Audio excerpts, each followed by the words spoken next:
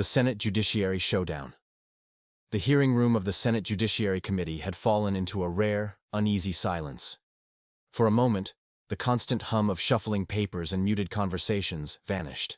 Senator Lindsey Graham, a seasoned lawmaker renowned for his sharp tongue and relentless interruptions, sat frozen at his desk.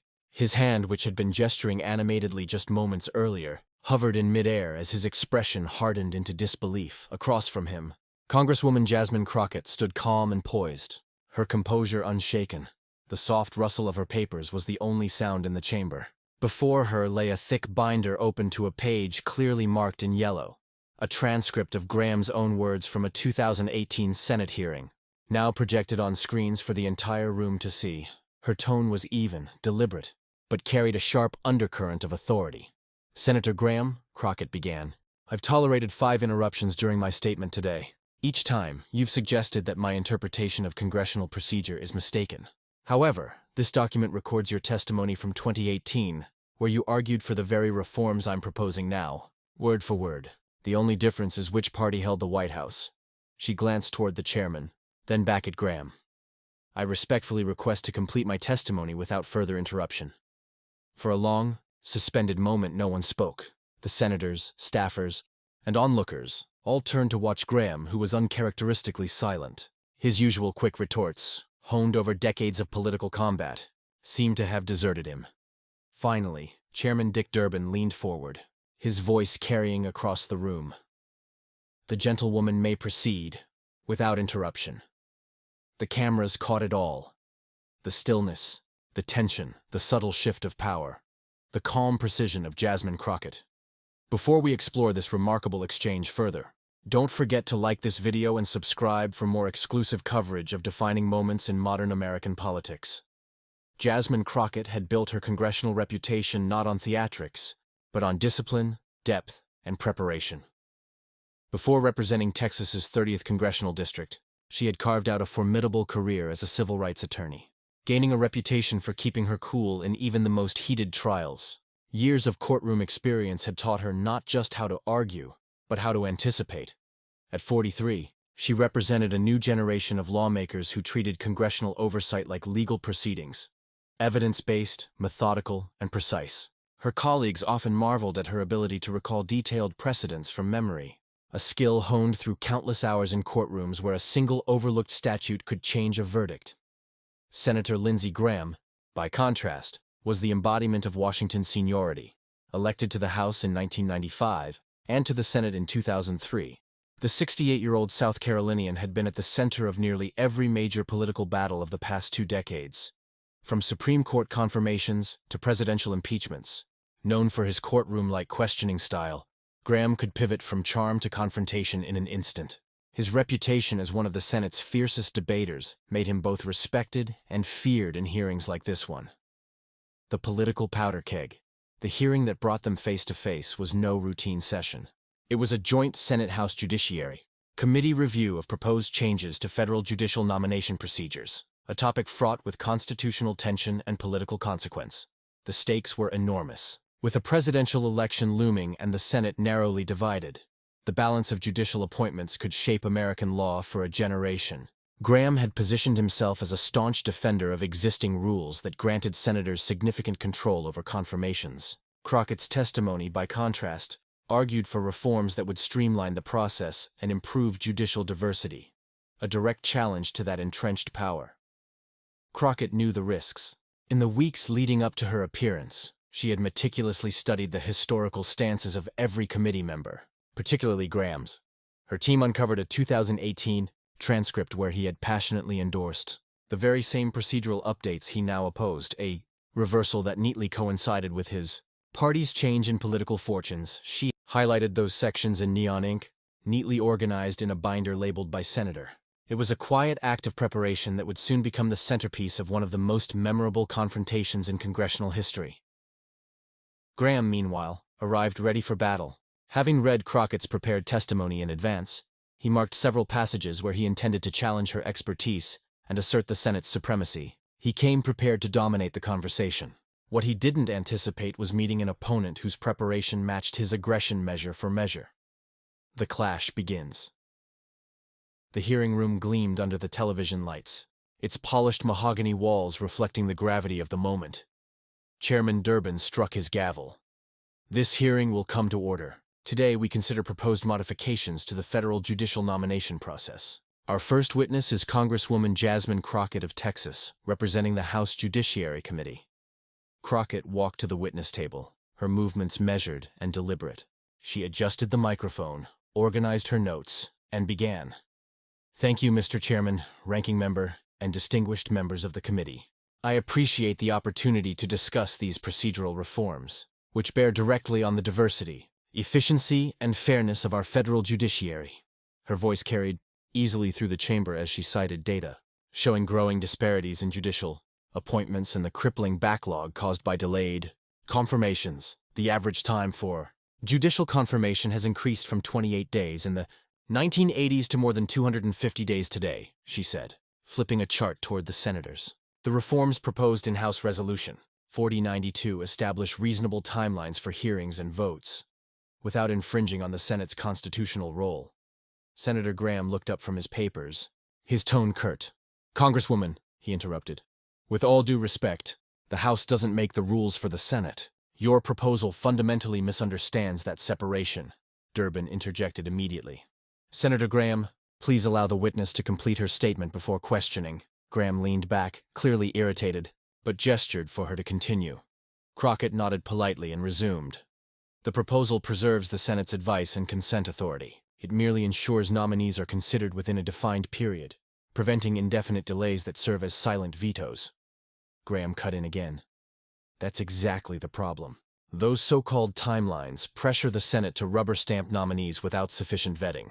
I've been on this committee for 20 years. Durbin's tone sharpened. Senator Graham, the witness has the floor. Crockett didn't flinch. Thank you, Mr. Chairman. As I was saying, the intent is to require hearings, not dictate outcomes. The Senate retains full discretion to confirm or reject any nominee, but transparency and timeliness are essential to maintain public trust. As she presented statistics, some showing nominees waiting over 700 days for hearings despite bipartisan support, Graham's impatience became visible. He interrupted a third time. You're cherry-picking rare exceptions and presenting them as systemic failures. The Senate's job is to deliberate carefully, not to meet arbitrary deadlines. Durbin frowned. That's your third interruption, Senator? Graham shrugged, checking his watch theatrically. Unfazed, Crockett pressed on. The data indicates these are not isolated cases. Over the past decade, 43% of district court nominees have waited more than 200 days for hearings, with significantly longer delays for women and nominees of color. As she continued, Graham leaned into his mic again.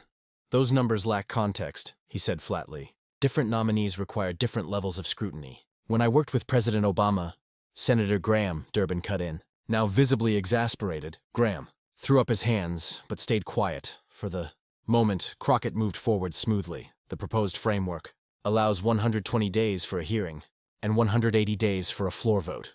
That still provides more than enough time for review while preventing indefinite stalls used as de facto rejections. Her tone remained steady even as Graham's agitation grew. Then came his breaking point. Congresswoman, he snapped, interrupting for the fifth time. You're lecturing this committee about Senate procedure when most of us have spent decades crafting these rules. Durbin's gavel cracked down hard. Senator Graham, but Graham spoke over him. These so-called reforms would rewrite 2 centuries of constitutional balance. The tension in the chamber reached its peak. Crockett didn't raise her voice. She simply reached for her binder, flipped it open, and drew out a single sheet of paper. Her tone was calm, controlled, surgical. Senator Graham, she said, looking him directly in the eye. I've patiently allowed 5 interruptions during my testimony. Each time you've suggested my understanding of congressional procedure is flawed. However, this transcript shows you taking the exact position I'm advocating today, word for word, when the political dynamics were reversed. She held up the document so cameras could clearly capture it. During the 12th of April 2018 hearing on judicial nominations, you stated, and I quote, "The Senate's advice and consent role is not fulfilled by indefinite delay, setting reasonable timelines. For consideration maintains the Senate's authority while ensuring qualified nominees receive fair consideration. No, nominees should wait more than 6 months for a vote. That's just common sense." The chamber fell completely silent as Crockett continued. "Those aren't my words, Senator Graham. They're yours. The procedural changes I'm supporting today are nearly identical to those you advocated when judicial nominees from your preferred party were experiencing delays." Graham's expression shifted from confrontational to stunned as he recognized his own words. The veteran senator, typically quick with a retort, remained silent. "I respectfully ask to complete my testimony without further interruption," Crockett concluded calmly. The chairman nodded. "The gentlewoman may continue without interruption." As Crockett resumed her testimony, the dynamics in the hearing room had fundamentally shifted. Graham, who moments earlier had dominated through repeated interruptions, now sat back in his chair, occasionally glancing at his staff as if seeking verification of the quote she had cited. Crockett continued with the same measured tone, showing neither triumph nor aggression, after effectively silencing her interrupter. "To be clear," she said, "reasonable mind can disagree about the specific timelines appropriate for judicial confirmations. The proposal before this committee, 120 days for a hearing and 180 days for a floor vote, actually provides more flexibility than the 6-month total timeline Senator Graham advocated in 2018. She turned a page in her prepared remarks. "What shouldn't be controversial is the principle that qualified nominees deserve consideration within a reasonable time frame. This isn't about partisanship. It's about the functioning of our judiciary and the Americans waiting for their cases to be heard in understaffed courts." Throughout the remainder of her testimony, Graham remained uncharacteristically silent. Other committee members, seemingly struck by the exchange they had just witnessed, listened with heightened attention as Crockett methodically outlined the proposed changes and their anticipated effects on judicial efficiency. When she concluded, Chairman Durbin thanked her for her testimony and opened the floor for questions. "Senator Grassley, you're recognized for 5 minutes. The senior Iowa Republican leaned forward. "Thank you, Mr. Chairman.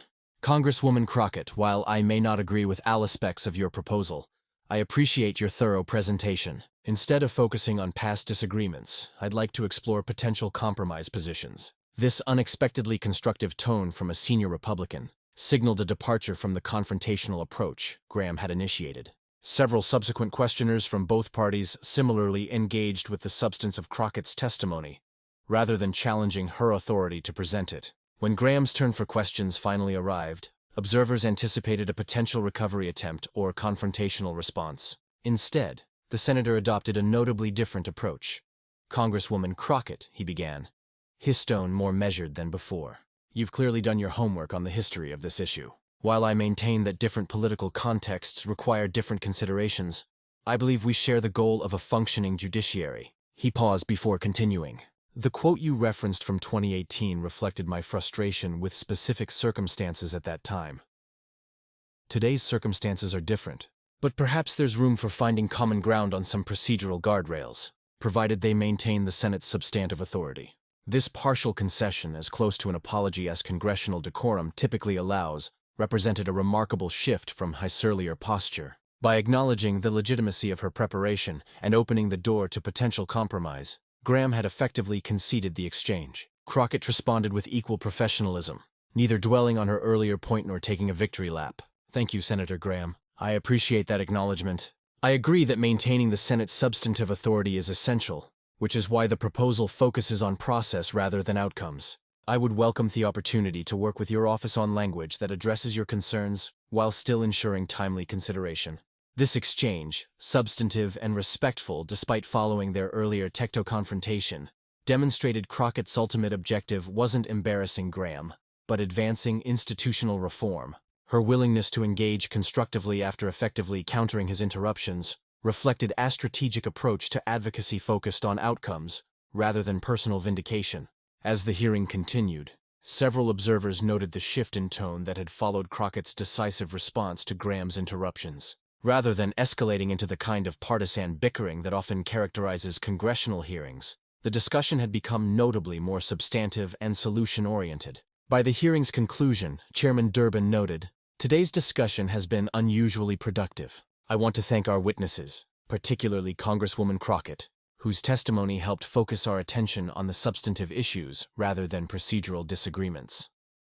This acknowledgement from the chairman underscored the impact of Crockett's approach, not just in countering Graham's interruptions, but in ultimately elevating the entire hearing to a more constructive level of engagement.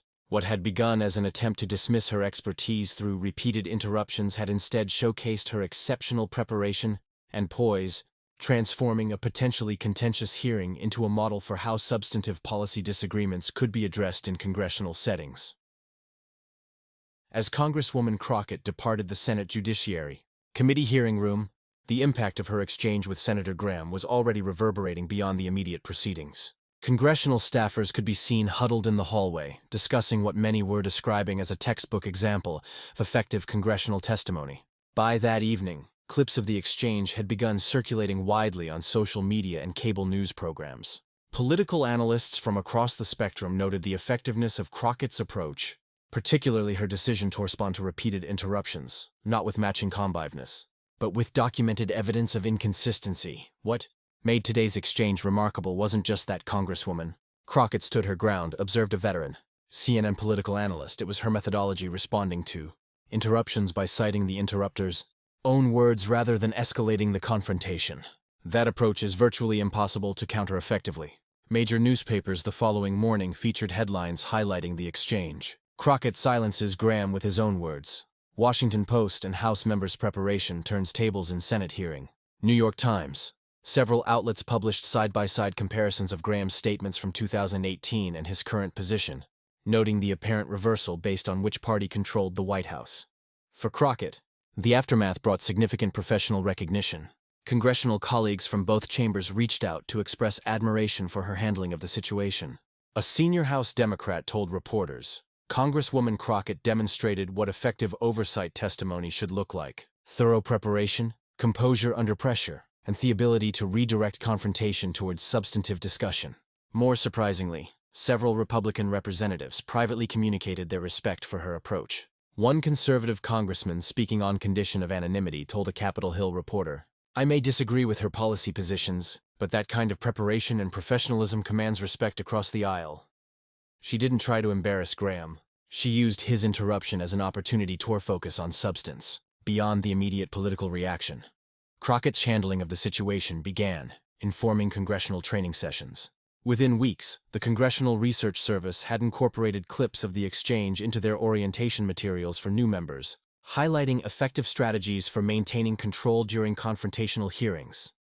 University professors teaching courses on government, law, and public policy similarly adopted the exchange as a case study and effective testimony techniques. A Georgetown law professor told her students, "Notice that Congresswoman Crockett didn't just prepare her affirmative case. She anticipated specific objections and researched the historical positions of her likely questioners." That level of preparation transformed what could have been a hostile exchange into a substantive policy discussion. For Graham, the aftermath proved more complex. Initial social media reaction largely portrayed the exchange as an embarrassment for the veteran senator, with hashtags like #Graham's silence trending briefly. However, his pivot to a more constructive approach after being confronted with his previous statements allowed him to partially recover from the initial setback. In a Fox News interview the following week, Graham addressed the exchange directly. "Look, in Washington, you sometimes take different positions depending on the circumstances." Congresswoman Crockett came prepared, and she made some valid points about consistency. Where we still disagree is whether these specific procedures are appropriate in today's political environment. This acknowledgement, neither fully embracing his earlier position nor completely retreating from his objections, represented a careful attempt to navigate the aftermath of being caught in an apparent contradiction. Perhaps, the most significant outcome emerged 3 months later, when the Senate Judiciary Committee released a modified proposal for judicial nomination procedures. Their revised framework included timeline guidelines that, while less stringent than those Crockett had advocated, nonetheless established expectations for consideration of nominees within reasonable periods. In announcing the compromise, Chairman Durbin specifically credited Crockett's testimony. The thoughtful presentation by Congresswoman Crockett helped focus our committee on the practical impacts of procedural delays rather than abstract institutional arguments. The resulting framework better serves the judiciary while respecting the Senate's constitutional role. Graham, as a senior committee member, stood alongside Durbin during the announcement.